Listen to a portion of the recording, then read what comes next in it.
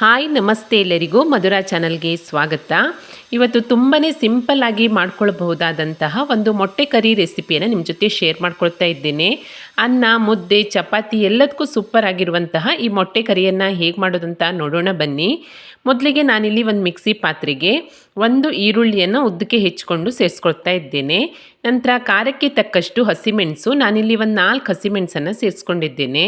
ಒಂದು 7ರಿಂದ 8 ಎಸಳಾಗುವಷ್ಟು ಬೆಳ್ಳುಳ್ಳಿ, 1 ಇಂಚ್ ಆಗುವಷ್ಟು ಶುಂಠಿ, ಒಂದು ಅರ್ಧ ಸ್ಪೂನ್ ಆಗುವಷ್ಟು ಜೀರಿಗೆ, ಸ್ವಲ್ಪ ಕೊತ್ತಂಬರಿ ಸೊಪ್ಪನ್ನು ಸೇರಿಸ್ಕೊಂಡು ಇದಕ್ಕೆ ಸ್ವಲ್ಪ ನೀರನ್ನು ಸೇರಿಸಿ ನುಣ್ಣಗೆ ರುಬ್ಬಿ ಪೇಸ್ಟ್ ಮಾಡಿ ಇದನ್ನು ಸೈಡಲ್ಲಿ ಇಟ್ಕೊಳ್ತಾ ಇದ್ದೇನೆ. ನಂತರ ಸ್ಟವ್ ಮೇಲೆ ಮೊಟ್ಟೆ ಕರಿಯನ್ನು ಮಾಡಲಿಕ್ಕೋಸ್ಕರ ಒಂದು ಬಾಣಲೆಯನ್ನು ಇಟ್ಕೊಂಡು ಇದಕ್ಕೆ 2 ಸ್ಪೂನ್ ಆಗುವಷ್ಟು ಎಣ್ಣೆಯನ್ನು ಸೇರಿಸ್ಕೊಳ್ತಾ ಇದ್ದೇನೆ. ಎಣ್ಣೆ ಕಾದ ನಂತರ ಒಂದು ಅರ್ಧ ಸ್ಪೂನ್ ಆಗುವಷ್ಟು ಸೋಂಪು ಕಾಳನ್ನು ಸೇರಿಸ್ಕೊಂಡಿದ್ದೇನೆ. ನಂತರ ಇದಕ್ಕೆ ನಾವು ರುಬ್ಕೊಂಡಿರುವಂತಹ ಮಸಾಲ ಪೇಸ್ಟನ್ನು ಸೇರಿಸ್ಕೊಂಡು ಇದರ ಹಸಿ ವಾಸನೆ ಹೋಗೋ ತನಕ ಒಂದು 2 ನಿಮಿಷದ ಕಾಲ ಈ ರೀತಿಯಾಗಿ ಎಣ್ಣೆಯಲ್ಲಿ ಚೆನ್ನಾಗಿ ಹುರ್ಕೊಳ್ಬೇಕು. ಇದರಿಂದ ಮೊಟ್ಟೆ ಕರಿ ಟೇಸ್ಟ್ ಅಂತೂ ಸೂಪರ್ ಆಗಿರುತ್ತೆ.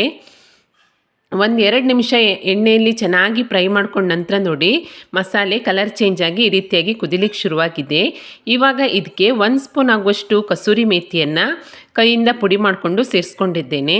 ಹಾಗೆ ಚಿಕ್ಕದಾಗಿ ಹೆಚ್ಕೊಂಡಿರುವಂತಹ ಒಂದು 2 ಟೊಮೆಟೊವನ್ನು ಸೇರಿಸ್ಕೊಂಡು ಇದನ್ನು ಕೂಡ ಮಸಾಲೆ ಜೊತೆಗೆ ಚೆನ್ನಾಗಿ ಮಿಕ್ಸ್ ಮಾಡ್ಕೊಳ್ತಾ 1 ನಿಮಿಷ ಫ್ರೈ ಮಾಡ್ಕೊಳ್ತೀನಿ. ನೀವು ಜಾಸ್ತಿ ಕ್ವಾಂಟಿಟಿಯಲ್ಲಿ ಮಾಡೋದಾದರೆ ಟೊಮೆಟೊ ಹಾಗೆ ಮಸಾಲೆಯನ್ನು ಕೂಡ ಜಾಸ್ತಿ ಸೇರಿಸ್ಕೊಳ್ಳಿ. ಟೊಮೆಟೊ ಮಸಾಲೆ ಜೊತೆಗೆ ಮಿಕ್ಸ್ ಆಗ್ತಿದ್ದ ಹಾಗೆಯೇ ಒಂದು ಅರ್ಧ ಸ್ಪೂನ್ ಆಗುವಷ್ಟು ಅರಿಶಿಣ, ಖಾರಕ್ಕೆ ತಕ್ಕಷ್ಟು ಖಾರದ ಪುಡಿ, ನಾನು ಹಸಿಮೆಣಸನ್ನು ಕೂಡ ಸೇರಿಸಿರೋದ್ರಿಂದ ಖಾರ ನೋಡಿಬಿಟ್ಟು ಸೇರಿಸ್ಕೊಳ್ಳಿ.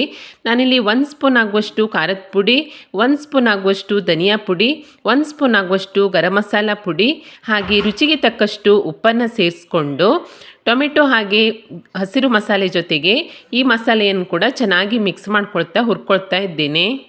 ಮಸಾಲೆ ಎಲ್ಲವೂ ಟೊಮೆಟೊ ಜೊತೆಗೆ ಚೆನ್ನಾಗಿ ಬೆರೆತ ನಂತರ ನಿಮಗೆ ಹದ ನೋಡಿಬಿಟ್ಟು ನೀರನ್ನು ಸೇರಿಸ್ಕೊಳ್ಳಿ. ನಾನಿಲ್ಲಿ 1ರಿಂದ 1.5 ಗ್ಲಾಸ್ ಆಗುವಷ್ಟು ನೀರನ್ನು ಸೇರಿಸ್ಕೊಂಡಿದ್ದೇನೆ. ನಿಮಗೆ ಕರಿ ಎಷ್ಟು ತೆಳ್ಳಗೆ ಬೇಕೋ ನೋಡಿಬಿಟ್ಟು ನೀರನ್ನು ಸೇರಿಸ್ಕೊಂಡು ಚೆನ್ನಾಗಿ ಈ ರೀತಿಯಾಗಿ ಮಿಕ್ಸ್ ಮಾಡ್ಕೊಳ್ಳಿ. ನಂತರ ಒಮ್ಮೆ ಉಪ್ಪು ಖಾರವನ್ನೆಲ್ಲ ಚೆಕ್ ಮಾಡ್ಕೊಳ್ಬೇಕಾಗತ್ತೆ.